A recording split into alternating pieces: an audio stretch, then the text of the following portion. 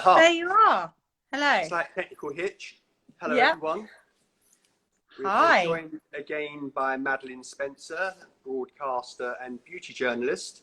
And this evening we're going to talk about myths and misunderstandings with hair care. We are. I'm so excited about this. I've got my list of like hair myths and things that people think. And I think let's just go through it and we'll do a myth or reality with each one. Brilliant. Cool. Call my bluff. Exactly. First one. By the way, there are so many of these that I'm personally very intrigued by because they're things I've heard a lot. Okay, so the first one. The more the shampoo foams, the better. True or false? That one's false. The foaming is a sensory experience that makes the whole thing a bit more pleasant. But it doesn't actually have anything to do with the cleansing. Mm-hmm. But why then is it? So I know that I feel like once things are foamed up, I'm like kind of in a shampoo advert and then you wash it out and you feel all clean. So aside from that being a sensory thing, what is the actual does it have any function at all, foam? The foaming, as I say, it's sensory. The cleansing can take place. You know, there are surfactants in shampoos, surface active ingredients. The idea of those is to attach themselves to grease, pull that away, and then be rinsed off easily. So a shampoo that doesn't foam. And how does that work? Well, there are many. You still have a cleanser there, but it just doesn't have a foaming agent. And you know, a popular cleansers are things like sodium lauryl sulfate, which is less used now in hair care. We don't use that in any of our shampoos. Some time ago, there was a debate on sodium lauryl sulfate causing very sensitive skin to have some reactions sometimes. And that's really because it's a very small molecule. And so it can irritate very sensitive skin, but it's also a very effective degreaser. Okay. I think what's happened, the debate was hijacked and became something about sulfates in total, you know, all different sorts of sulfates, and they're very different and they have very different molecular sizes. And you know, if they're used in the right quantities, they are perfectly good to use as a cleanser. But you know, if we go back to the early days of shampooing, and I say the early days because as a child, my hair was still washed with a block of soap. So shampoos haven't been around for that long. Those early shampoos had a singular goal, which was to take grease out of the hair, to cleanse the hair.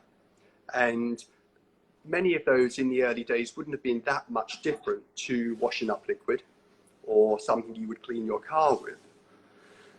And even today, I'm sure you know, you may have had the experience in a gym or in a hotel where you've used the shampoo on the wall and found your hair very rough or difficult to comb after, because it's not a very well designed shampoo. You know, it either has too much cleanser in it or a cheap cleanser, and not enough of the feed-in and moisturizing ingredients. So a well-designed shampoo isn't just about cleaning. Right.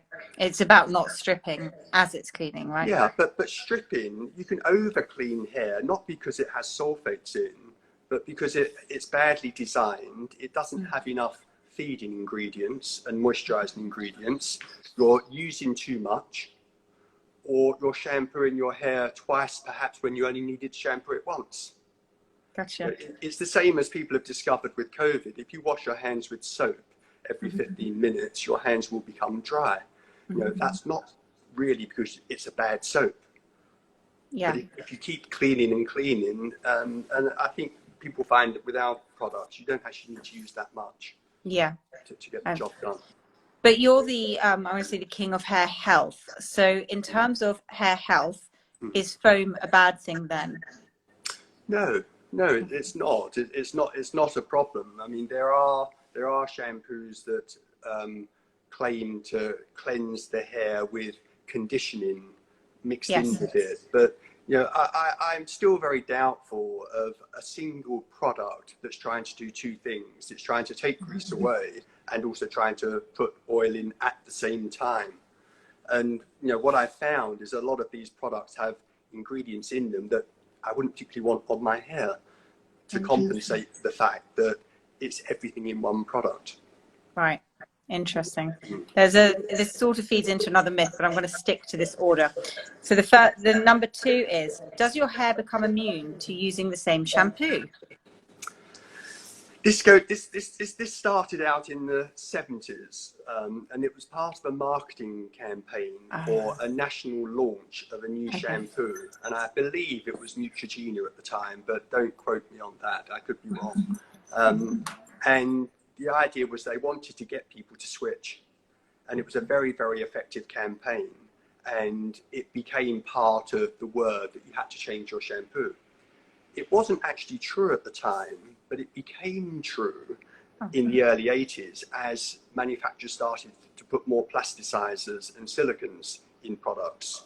So you would get a build-up of those elements in the hair that would make the hair feel lifeless and heavy. And then hence you then want to use a detox shampoo to get rid of that stuff and start again. But if you're using a good quality shampoo and you like that shampoo and it doesn't have silicons and those plasticizers in, there's absolutely no reason to change. So is that where the idea of Sunday wash, like the big Sunday wash, started, where it would be like you'd wash your hair a week and then you do it with something different on a Sunday? I guess so. It's following on from the same thing.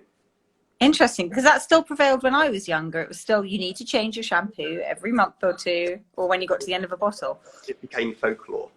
So now you don't need to do it, provided if you're using a good quality shampoo. I use one shampoo. Recently, one of our own shampoos, I've used it for the last year. Before that, I would have used the same shampoo for 3 or 4 years before that. In between, I'm testing things all the time, but I don't feel a need to change my core shampoo. Interesting. Okay, myth 3: washing your hair every day is damaging. True or false? False. Okay. So again, if you're shampooing your hair with good quality products and you're leaving it to dry naturally, absolutely no harm. If you're overly heat styling your hair 7 times a week, you're going to do more damage than once a week. So it's not the washing that's the problem, it's the styling of the hair. Too many cycles of styling. If you were drying your hair with a hairdryer and you were drying on medium heat, not too close to the hair, and you weren't aggressively styling, but you're doing that 7 times a week, would that be a problem? But it's more of a problem than if it's 3 times a week. Gotcha. They are dehydration moments. It's very difficult to, especially when you're doing your own hair, to be so careful not to over dry any of the hair. It will happen. And hair can take so much. Hair's a very tough element, but it's not indestructible. So effectively, a really good hair routine, you would be if you like washing your hair every day, you would wash it every day and leave it to air dry, and your hair would remain in good health. I would certainly try to intersperse that in your routine if it's not necessary to do the big blow dry every day. Yeah. And I think especially with lockdown, people have discovered that they can be a little bit more casual about things. Yeah. I have my own sort of personal side of this, which is that I don't like having wet hair around my face for hours on end. So I blow dry my hair literally to get it dry. Right. So but not to style it. But again, for that, if you stop at 90% dry and just let the rest air dry, that's much healthier than trying to get the very last weft of wet hair bone dry, because you will inevitably over dry all the hair around that hair. Okay, so if you were gonna try to be better about looking after your hair, leave it right at the end rather than at the beginning. Start with a towel, naturally, so take the excess water out. Then if you want to use a dryer, you put a diffuser on the dryer. A diffuser will spread the heat over a larger area, so you're drying a bigger area more slowly. Doesn't take any longer, but you're much less likely to over dry any part. And at about 90-95%, let the rest dry off in the air naturally. I'm totally going to dig out my diffuser now. I just thought it was so you could get that big 80s hair, but now I know what it's really for. No, it's just a much safer way of drying. I mean, we cut hair naturally dried, and Yeah. In my early days, we would finger dry hair. So it would be a 20-minute job to finger dry someone's hair dry, ready for cutting. And the diffusers have helped speed that up. But in the wrong hands, they go too far. And a diffuser, that if you don't stop soon enough, then you still end up with fried hair. Yeah. Yeah. I really hadn't thought of that. You've given me food for thought there. Someone said if I leave it to air dry, my hair looks like rat's tails. Yeah, so it may be that you do a combination where you're not giving it a high hard one from soaking wet, but you're being gentler with the hair, but applying the heat at the important critical moments. Yeah. To get the finish, but it's not labouring the heat over and over and over. Yeah, they've gone on to say, how about leaving it to air dry until it's almost dry, then giving it a 1-minute style dry at the end? Yeah, it may be that. I mean, yeah. Good blow drying techniques, it's really not about working the hair hard. If you have the hair cut well for the style that you want, the blow drying is much more about preparation before the brush touches the hair, and then it's finished. Someone said, what about drying with the Dyson Air Wrap? I know loads of your customers love the Dyson Air Wrap, don't they? Absolutely, yeah, and absolutely. And it's something which, if your hair's protected as well, I mean, we have products which will help protect the hair from the heat as well. And I think a lot of those people have found very good results with the products, that their hair lasts longer. So if your hair's lasting longer, so you don't have to do it as often, that's a huge benefit straight away. Okay, myth number 4. My hair stops growing at a certain length. Does it? Well, I think that's about semantics. It may stop getting longer at a certain length, but unless it's, you're tucking it in your back pocket, it's unlikely that it stopped growing. So for most of the hair on your head, it will grow for an average of about 5 years. So at 6 inches a year, that's about 30 inches. So I don't know if you can see both hands, but about 2'6" on average. Okay. So when you see pictures, that's the cycle of growth. So it will start growing. It will carry on growing for that period of time, between 3 and 7 years, and then it will go into a resting phase where the hair will fall. It will rest for 2-3 months, and then it will start again the next cycle. So you have a number of these cycles through your life. Unfortunately, after the age of about 20, your peak, at the end of each cycle, the hair will come back that little bit thinner, and the cycle may be a little bit shorter. And that's the natural aging process. So your hair's unlikely to be as good at 65 as it was at 18, but that's normal. And when you see pictures of those sort of Victorians and Edwardians with hair like down to their knees, what was happening there? Was that, I mean, I suppose that could be 2'6", right? Well, you could be 7-8 years. You're going to get something like 3 feet, even 4 feet. You can get that. Obviously, there are exceptions, and people can grow their hair down to the floor, some people. But the problem people have where hair doesn't appear to grow any further, it may stop at the shoulder, or they say I can never get my hair past here. That's all to do with the condition of the hair. Right. It's still pumping out at the root, but it's disintegrating just as quickly at the ends. So that's a lifestyle issue, not a health issue. And we touched on that last week and how you can look after your hair. So if anyone's wondering about tips on making your hair healthy at the end, go back and watch last week's video. And it's on Michael's grid. Okay, myth number 5. My hair won't hold its curl. What's that about? Is it true? Absolutely, it's true, but it's true for various reasons. So some of the reasons will be that the hair's one length. So curl appears on the tips of the hair. So if someone has curly hair, if it's one length, the curl will appear at the ends, and across the body it will go into waves. Right. So if the hair was then layered, you would see curl across the tips of all the layers. So if someone has one length hair here, it's already working against trying to get curl in the hair. But that's about the cut. That's about the haircut. Interesting. If it's cut in an A-line where it's getting longer towards the front, the tips here, that will also encourage the hair to fall forward and straight. Okay. And what about wavy hair? Does that count for wavy hair too? Yeah, so wavy or curly. Wavy hair is really, wavy curly hair is the same. Wavy hair, curly hair is the same thing, but if it's one length hair, the waves are like, you know, waves on a surface, and then the curl is only at the tip. And if the hair is layered, so if you imagine, you know, like a round haircut, the curl will be all on those tips. So you won't get curl on hair that's one length, and if you try to curl it, you'll get the effect of some, but it won't last very long. But that's one part. The most important part is dehydration, and this is something that people find if their hair is so dry and it's become so weak at the ends, it will be very difficult to make it curl, but you can do it. You know, tongs are hot, you can make that curl, but it actually then won't last. Right. It's lost its flexibility because the hair's become so dried out. And you'll notice that on people that have wavy hair. So they may have long wavy hair, and if they look at the tips of the hair, the tips are straight. So the natural wave that's in their hair has actually suddenly stopped in the last few inches because the hair's just died. And if the hair's dead, cannot bend. You've got to cut it off. The hair's dead anyway. As soon as it comes out of your scalp, it's no longer connected to your metabolism. But you know, there's a vibrancy and a life that hair has that makes it so interesting and alluring.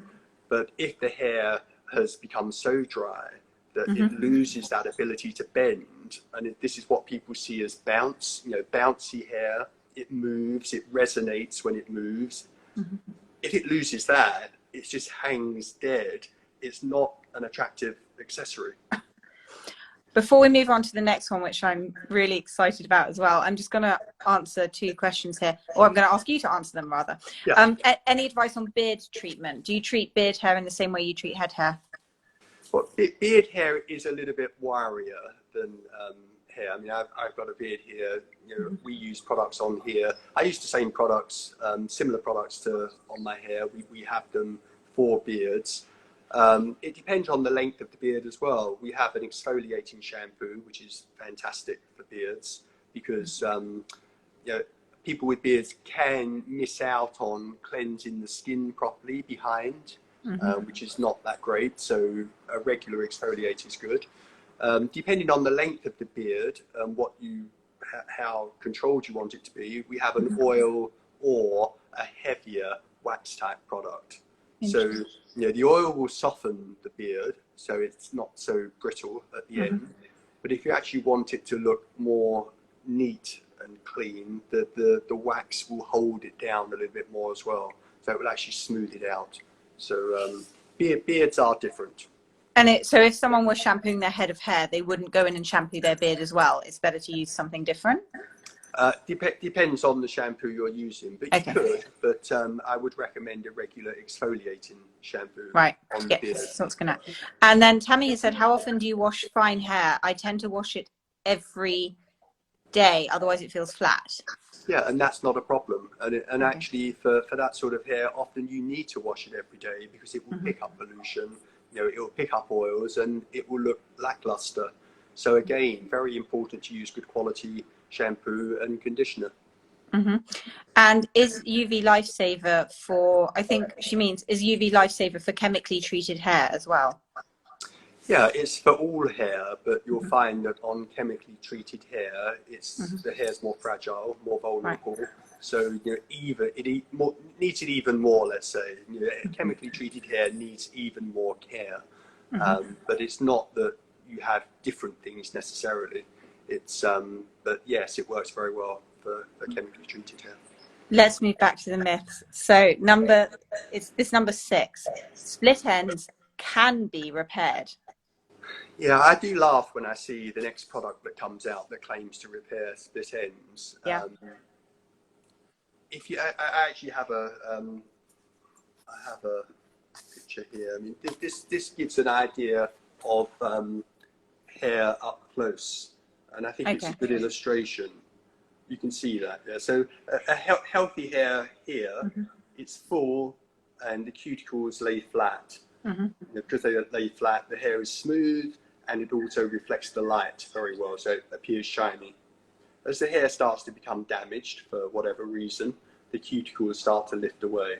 So that hair now is rougher to try to comb, but also that traps the light, so that when the light hits it, it absorbs the light and doesn't reflect as much. So this hair doesn't appear shiny like this. But if you look at a close-up of a split end here, I mean, you decide for yourself, do you think that that's likely to be repaired back to here? So the products that say that they're doing something to split ends, I'm guessing what they do is coat. They're coating it and giving you some sort of temporary respite. But Right. the idea that you know, you can take this back to this, it's fantasy. And I think, you know, it's a very seductive narrative to think that you can, you know, leave the stable door open for 2 years and then decide that you need your horse, and that some miracle product is just going to do it for you. You know, hair care, it's like looking after your teeth, it's like looking after your skin. Yeah. You know, you can't abuse it for years and then think that one magic potion is going to sort it out. Yeah. I keep thinking of the thing about health as well, where it's like you cannot take a supplement to fix the fact that your overall health, you're not looking after your diet, or you're not doing the things you need to do. Absolutely. You know, it should be part of the mix if you're doing that. It's not a cure for bad habits. There's sadly no panacea for any of these things, is there? 7, I have bad hair. Does anyone have bad hair? Naturally. You know, let's just say the majority of people would rather someone else's hair. I think that's quite common. But you know, from what I found from what's now 43 years of experience in the salon and seeing many new clients, is that, you know, yes, people will think they have bad hair. They've struggled over the years. They've been given inappropriate haircuts, which I think would be the #1 issue. The amount of clients that I get that say, you know, I want my hair to say to be layered and go back and do this, and they've had a haircut which is designed to make their hair fall forward over their face. You know, it's basic stuff. So many people are walking around with a totally inappropriate haircut for what they're trying to do with their hair. You know, not everyone has access to, you know, better quality of colour and in terms of condition. So, you know, the opportunities are there, but I'd say the biggest reason people think they have bad hair is also because they judge their hair by the ends of their hair. And, you know, often the ends of their hair are very dry. Yeah. And, you know, that's not what you're being given from the roots here. You know, if you were to feel your hair at the roots, you know, that's actually the nature of your hair. What happens by the time it gets down to here is your lifestyle. And that can be changed. You know, you can change the way you look after your hair in those year, 2 year, 3 years, so that you retain, and I think we showed it last week. Yeah, we covered this really. So that you retain much more of this hair further down, and then you get a very different picture of hair. Yeah. Interesting. So no bad hair, naturally, really. Well, you know, there are people that, you know, will. It's what you do with it. That's the thing. You know, most people are realistic as well. You know, not everyone's going to have the hair of Giselle, the model, you know, when she was 20. But it's amazing what you can do with hair. You know, and people are realistic. But if you can take someone to a place where, you know, they've never been with the hair and it's easy for them and it's remarkable, you know, that's amazing. And for most people, we can. So the next one is one that I've heard so many times throughout my career. I've heard Tony Blair cited as an example of someone this has happened to. Oh gosh, what's this? Pre and post time in office. Okay. Stress turns your hair grey. Yeah, I mean that's quite an ingrained myth, and I don't think there's any clear evidence for that. But what I have seen is that, and you know, I've seen this with my own eyes. I've seen people that have very aggressive diets.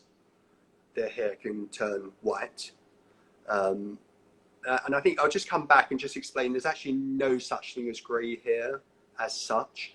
hair either is coloured or doesn't have colour.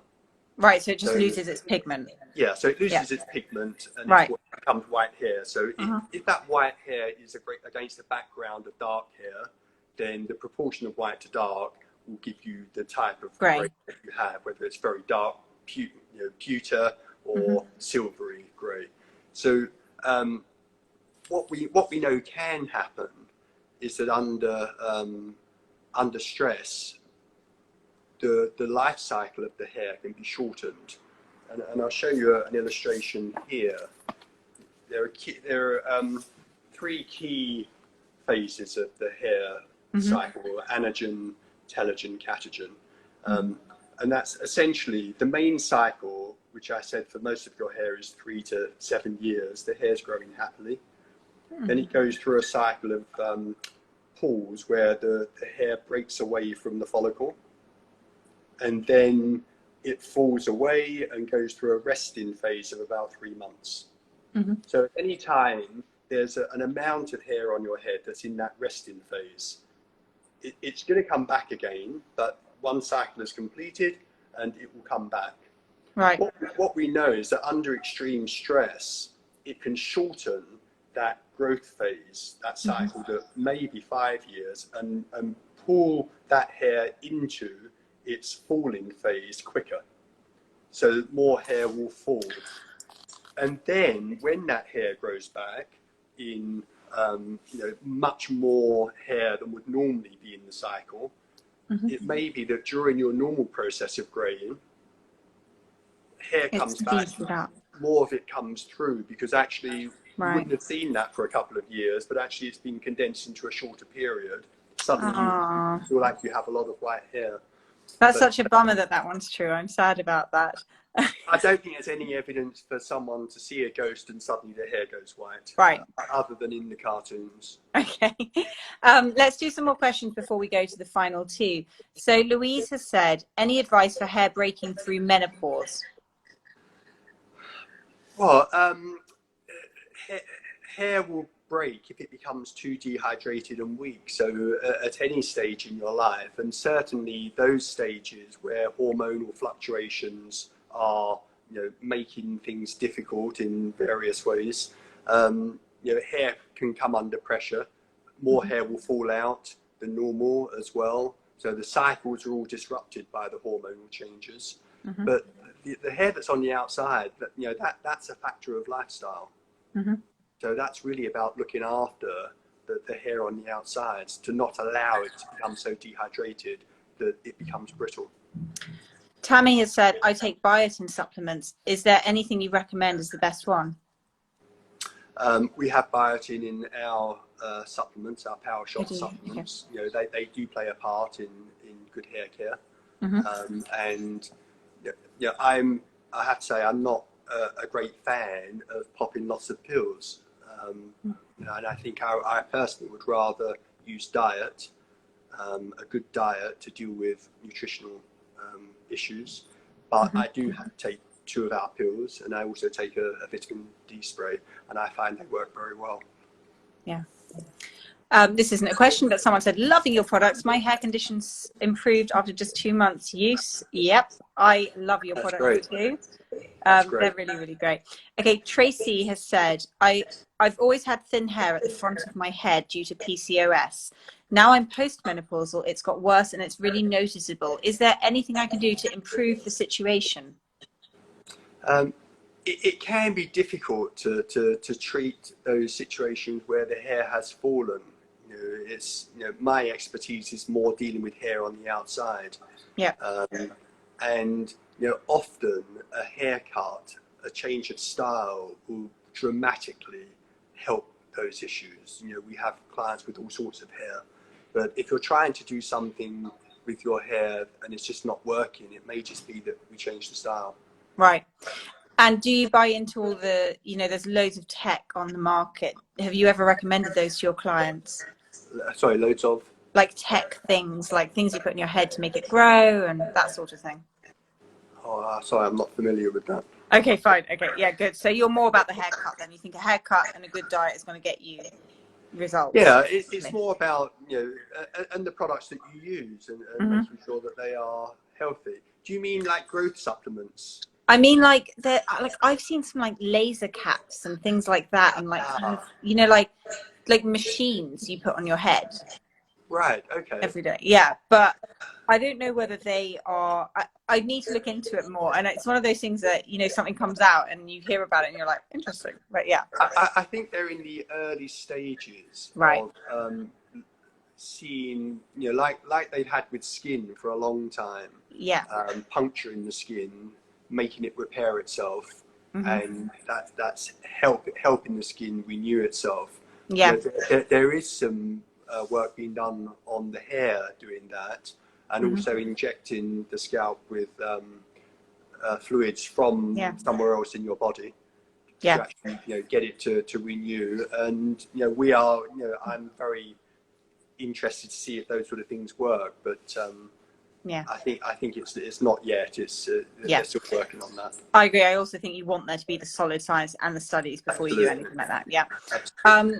Mon 60 Adorno has said, I missed the start. I had a super stressful year and I've noticed more small greys than ever. We now have the answer to that. And my parents didn't become grey until much later. Same for my sister, who's older and has less grey. Look at the presidents, though, white when they leave. Oh, this is good, though. If we become less stressed, can you reverse the damage? Well, I have seen white hair reversed.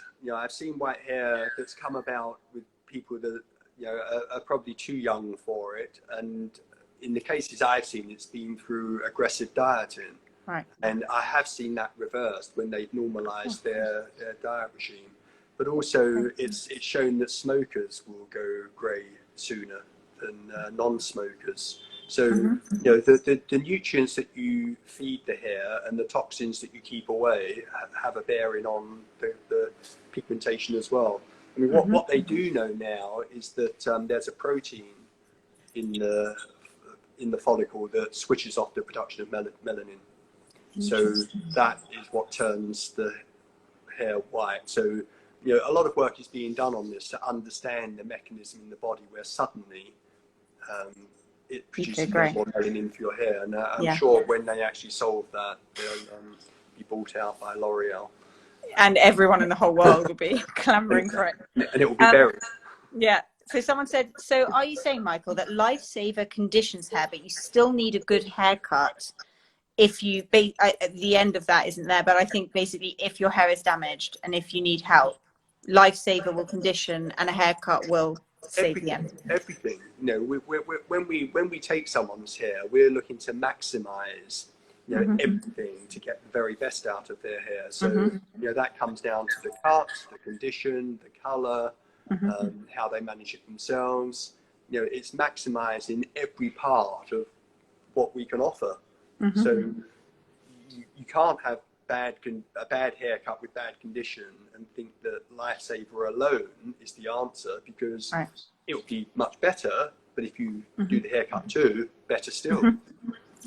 Okay, there are loads of questions, Michael. Let's whiz through these. So please suggest heat protection in your range. So you make a heat protectant. Well, a lot of the heat protectors out there, I think, a whole market has sprung up on heat protectors. And I think most of them rely on an oil or a silicone. And I think what most of them are aiming at is something to protect from singe on the surface if the implements you're using are just so hot. But if you're using the implements properly, the main thing is to protect against dehydration. Right. And so, products that will help to hold the structure of the hair together better and keep it moisturized, like the Lifesaver UV that we have here, as something like that, just a teaspoon of that on the hair combed through, will help against the heat and the dehydrating effect of that. And we're finding amazing feedback from that product.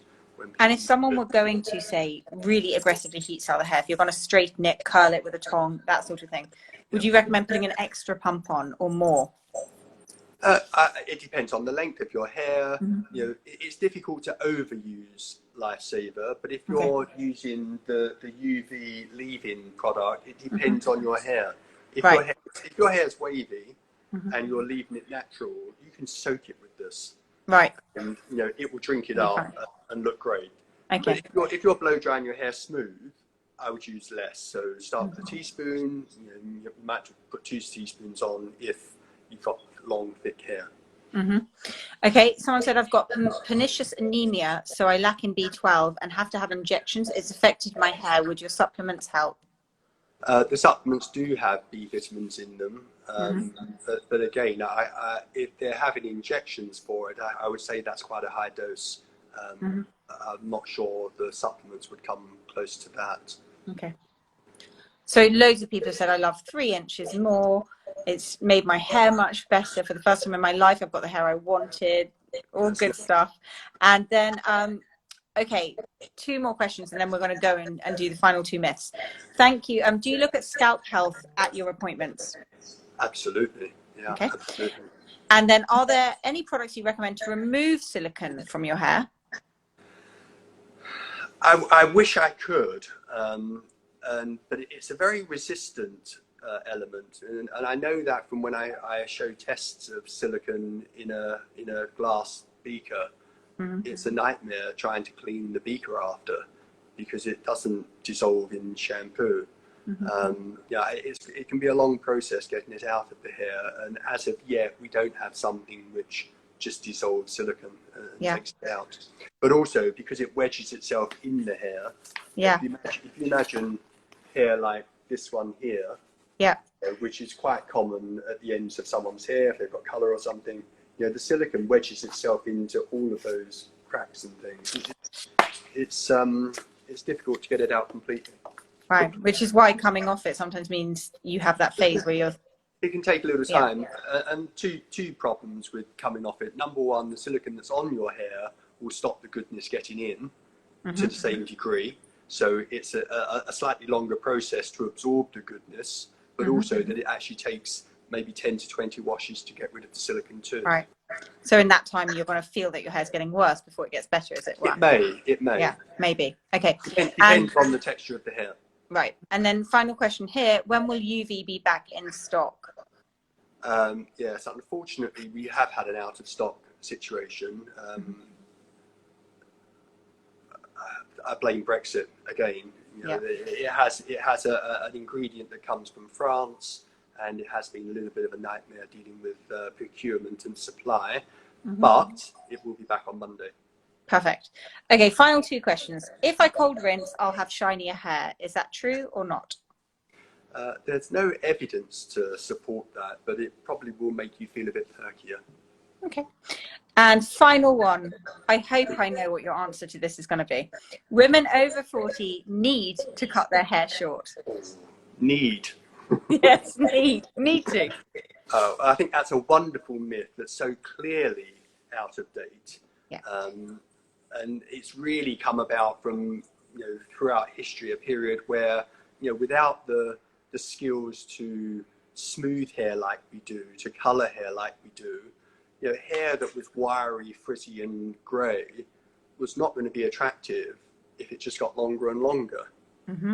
But in the last 40, 50 years, it's astonishing the progress that's been made in hair care and the skills we can apply with cutting, with colour and with products to turn straight hair curly, curly hair straight, smooth.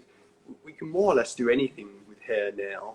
And so that myth is definitely one for the bin. It was never about length, it was always about condition. Right, because I do remember my grandma, who's from Austria, at one point, all the women in her village all suddenly cut their hair short. Yeah, you must have it cut short. Yeah, well, first it was hair and then it was cloud hair, like a little... Okay, I've got one final question and then we'll let you go. I've been using your hair range since January. I'm loving it, but I wonder when I go back to my hairdresser, will using their shampoo and conditioner with silicones in be bad, or is it okay as a one-off? Well, if it's a one-off in 6 weeks, it's not great, but there's no reason why you can't take your shampoo and conditioner into the salon and ask them to use yours. I would, if you're on a regime, I would. Yeah. There's been a lot of vehement agreement with the idea that you don't need to cut your hair off. Jerry Hall being cited as one example of someone who's older with long hair. So many. I think Yeah. if you took a lot of women in their 60s now, you know, they would be like a woman of 40 in our grandparents' generation. Yeah, totally. Amazing. I think Louise Gale can speak for all of us. She said, Michael, you're so knowledgeable. I really appreciate all the information. I do too. I've really enjoyed tonight. I think I've learned a lot. Thank you so much for making time to have another chat. It's been great. Thank you very much. We'll do it again next week. Thank you everyone for checking in. Yeah, thank you very much. If you've got any questions, pop them on. You're going to share the video, so pop them underneath. Yes. And we'll be back next week, so come and join us again next week. Lovely. All right, lovely chat. Have a lovely evening. Bye. Bye.